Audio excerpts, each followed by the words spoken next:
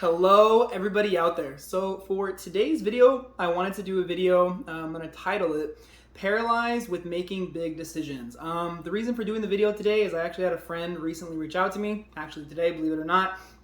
And as I always say, if someone does reach out with a question or some concerns within their life, I like to answer those before I get to topics that I kind of decided to do for the day. But they brought up to me and let me know that they were having some hard times kind of figuring out what they wanted to do with their life. And they were having a hard time figuring out which career path and career direction to take.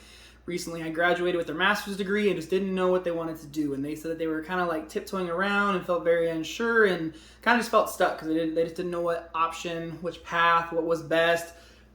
So they kind of essentially told me they felt kind of stuck, or as the word that I'm utilizing today, paralyzed, being paralyzed by bigger life decisions. Now, I'm not referencing when you go to McDonald's and you're in the drive-thru and you're just like, that's a lot of stuff.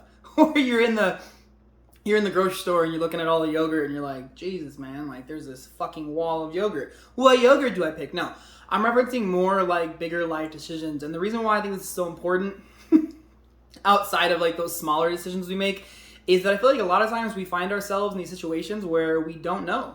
We don't know what the best decision is to make. We feel very paralyzed. We feel like we're stuck. We're unsure of what to do, what's the best choice, and we're running through all the options in our head.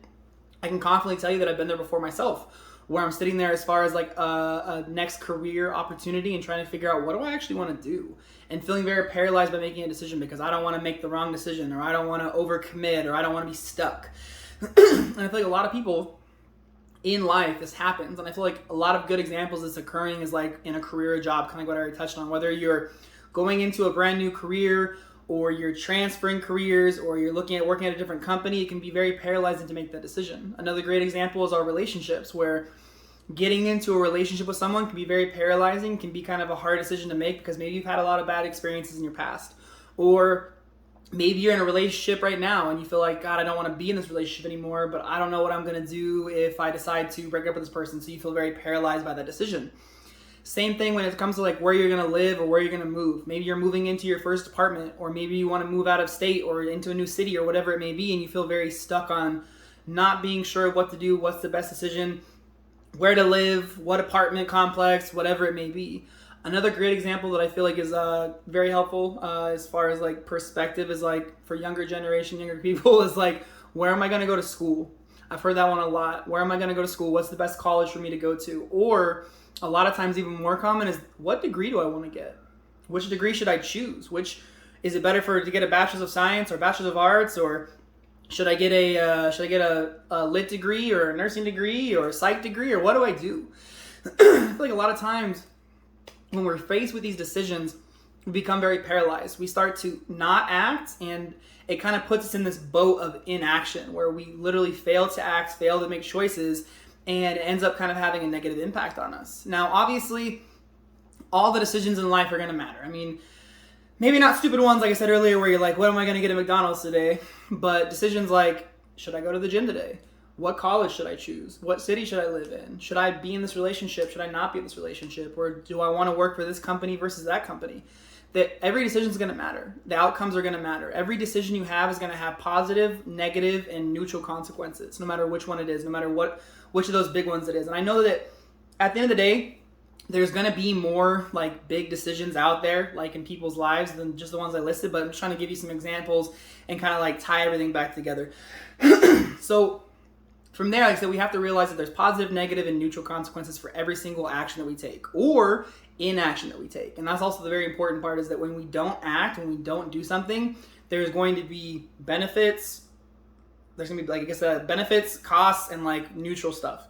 So at the end of the day, you really have to think about it from this kind of perspective, though, is that at the end of the day, the lack of inaction is negative long term.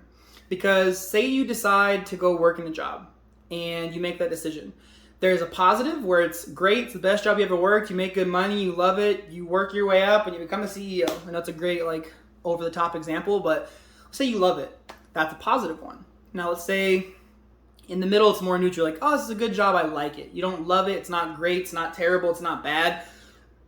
It's kind of in the middle of the road, kind of what you expected, but it kind of is what it is for right now.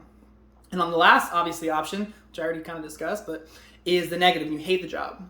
But at the end of the day, not acting leads to you being stuck and not progressing. But action has a better reward than inaction, because with action, you have a 2/3 chance of an okay or good action or good outcome, versus it being the 1/3 possibility of it being negative, of there being a negative consequence or a negative result from you making an action. So at the end of the day, you're facing a 66% chance of things being okay, good, great, or you have a 1/3 chance on the other side of things being like not good or terrible.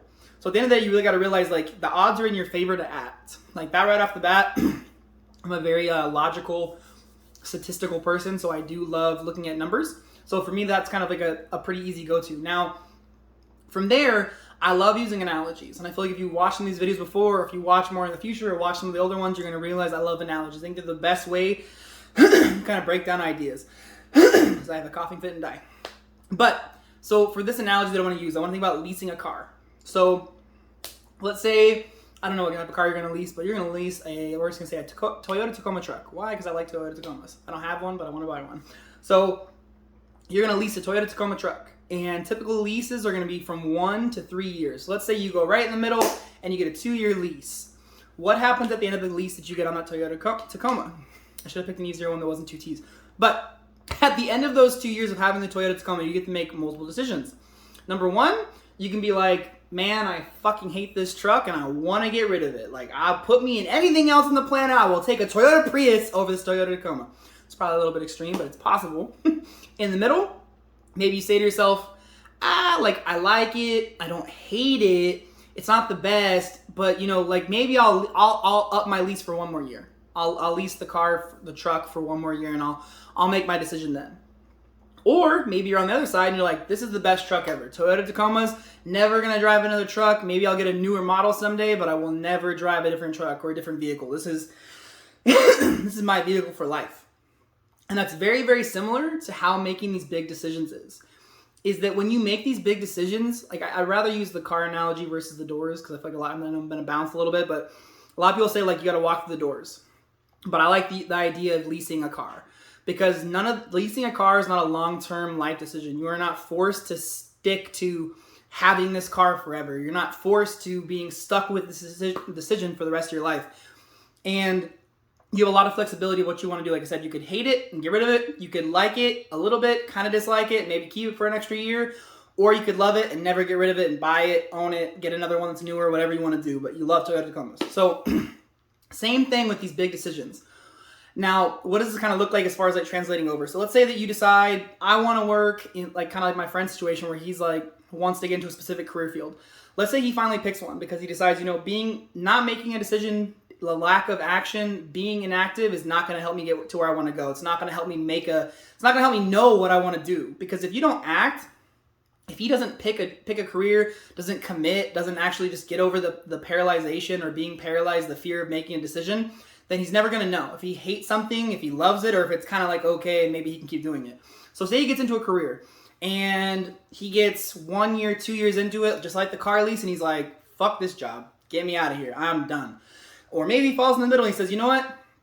I don't necessarily like what I do as much as I want to, but I know that the next step in a year from now, the next promotion I get, I think I would really like that job. So he sticks it out for another year, and then he finds out at the end of that year, if he gets that promotion, he gets into the new job, sees if he likes it, and then he makes his decision from there of whether he's going to get rid of the job or the car lease, or if he's going to keep it. Now, on the other side, like I said, I give you the negative, the neutral. The positive is he ends up saying, like, this is the best job I could ever have. I love it. I want to work here. I want to move my way up. I never want to leave. This is it. And again, those are the 3 outcomes that are possible as far as like getting rid of the car, neutral, re-signing for another year, maybe 2 years on your lease, or buying the car outright and making the decision to spend the rest of your life with it, in quotations. Same thing with relationships. If you're in the position where you're in a relationship and you're unsure of what you want to do with the person you're with, again, you need to make the decision. It's just like leasing a car. You're not married to that person. If you're married to them, you've already signed the title and you're in it. So you got to realize it's not exactly applicable to your situation. But if you're on the backside and you're thinking about leaving somebody, or maybe you want to get a divorce and you're unsure, you have to realize, again, you got to make decisions. It's a little bit hard to like parallel that to the analogy, but for the sake of understanding, kind of get where I'm going. Same thing. You're picking where you want to go to school, and you say, I want to go, I don't know why, but that's what I'm going to say. I want to go to UT because my parents went to UT and I'm going to be a Texan or whatever the fucking, I don't know, the Longhorns. I think it's UT. I don't know. I don't know colleges here that well. So that's what I'm going to do. And you get 2 years in, and again, same thing. You made the choice, so at least you're going to find out which of these three options. You hate it, it's okay, or you love it. So again, same thing. You get 2 years in, and you're like, dude, I fucking hate UT. I don't want to live over here. I don't want to be here. This is terrible. And you go, I'm going to transfer to a different school. Guess what? You can. Same thing in the middle. You say, I'm going to try one more year, or I'm going to try one more semester, or one more term. And you figure it out by continuing and just being okay with it. Or option 3 is you love it. You love being, I think it's Longhorn. You love being the Longhorn and you want to go there and you want to graduate and you're going to tell all your friends, family that it's the best school in the whole wide world and you're going to get your degree from there. Same thing with picking a degree. If you select a degree, you're not locked in. Obviously, again, like I said, it's the same with like picking a school or picking a degree. If you're 4 years in or 3.5 years into your degree or where you've been going to school, you might have a harder time adjusting. Same thing with being married. You might have a harder time. If you've been working in a career for 20 years out of your 30-year working life, it might be hard to get out of those situations. So this is really about making decisions more so than like getting out of decisions. But it does apply within selecting your degree too. Because think about it.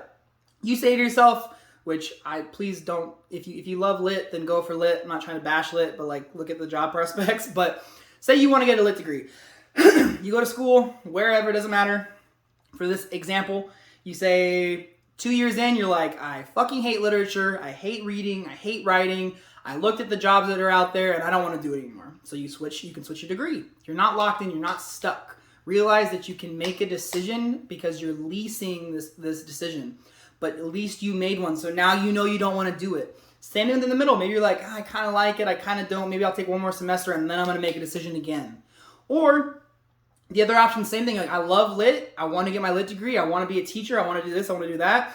And I could never imagine doing something else. But the only way that you get to I hate it, it's okay, or I love it is initially making a decision. So again, it comes back to the whole thing. If you don't select a car, if you don't make a choice, if you don't decide to do something, and you're paralyzed by the decision-making process, and you don't just jump and again, like lease the car, you're never gonna know. And all you're really doing is you're kind of like slowly moseying through life, and you're kind of like slowly walking through life.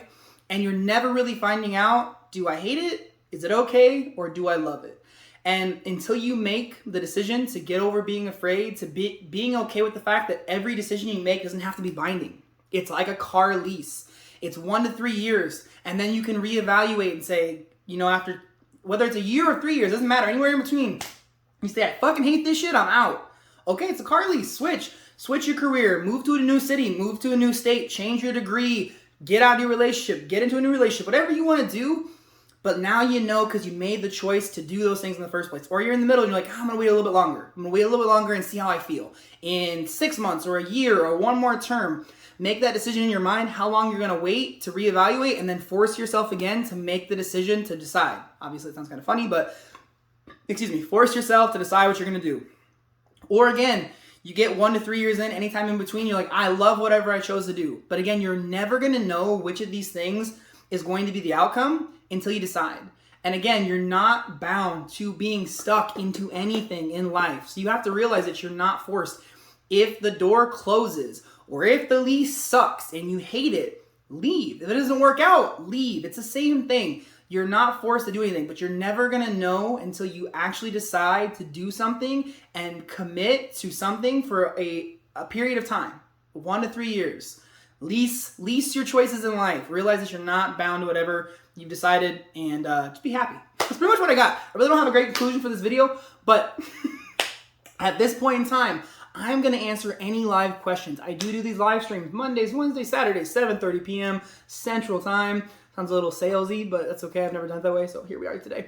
So I do answer live questions on Facebook Live as well as twitch.tv. So if you want to ask questions about this topic or any other topic, feel free. If you don't want to ask them live, you can DM me on any social media platform pretty much in the entire world. The Greater Than movement is where it's going to be, or you can drop a comment in the YouTube video itself. So that is what I have for the video, guys. Thank you guys again for watching. I do greatly, greatly appreciate it. The whole idea of doing this channel is trying to help 100 million people improve their lives, elevate their lives, and just overall help 100 million people in small ways, big ways, everything in between. But yeah.